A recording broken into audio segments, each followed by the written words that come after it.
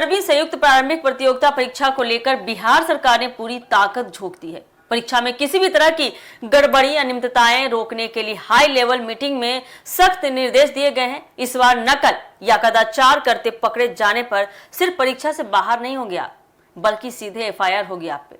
क्या है पूरी खबर, जानिए हमारे साथ विस्तार से। नमस्कार, एक न्यूज़ 24 देख रहे हैं आप और मैं हूं आपसे ड्यूटी।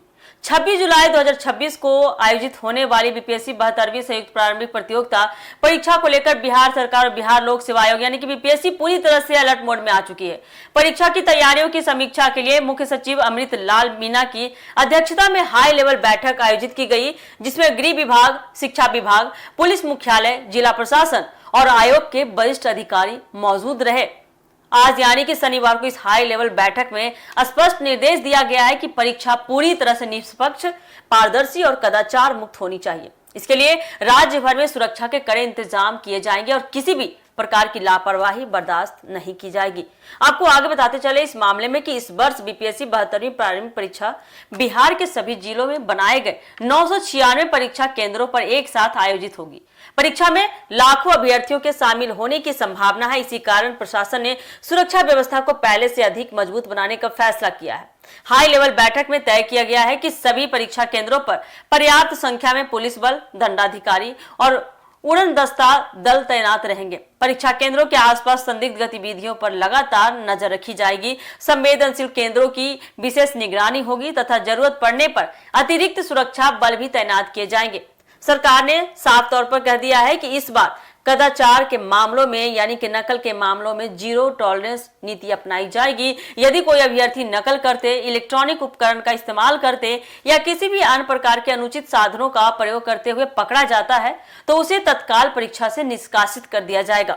इतना ही नहीं, आपको बता दें कि संबंधित व्यक्ति के खिलाफ सीधे एफआईआर दर्ज कर कानूनी कार्रवाई भी की जा सकती है। बैठक में जिलाधिकारियों और पुलिस अधीक्षकों को निर्देश दिया गया है कि परीक्षा केंद्रों पर प्रवेश से पहले अभ्यर्थियों की सघन जांच सुनिश्चित की जाए, मोबाइल फोन जांच की जाए, स्मार्ट वॉच देखा जाए, ब्लूटूथ डिवाइस, ईयरफोन और अन्य इलेक्ट्रॉनिक उपकरणों पर पूरी तरह से प्रतिबंध लगा दिया जाए। परीक्षा केंद्रों के आसपास धारा 163, 144 के तहत आवश्यक प्रतिबंधात्मक कदम भी उठाए जा सकते हैं। अधिकारियों को यह भी निर्देश दिया गया है कि प्रश्न पत्रों के सुरक्षित परिवहन, सुरक्षित भंडारण और समय पर वितरण की पूरी प्रक्रिया पर विशेष निगरानी रखी जाए।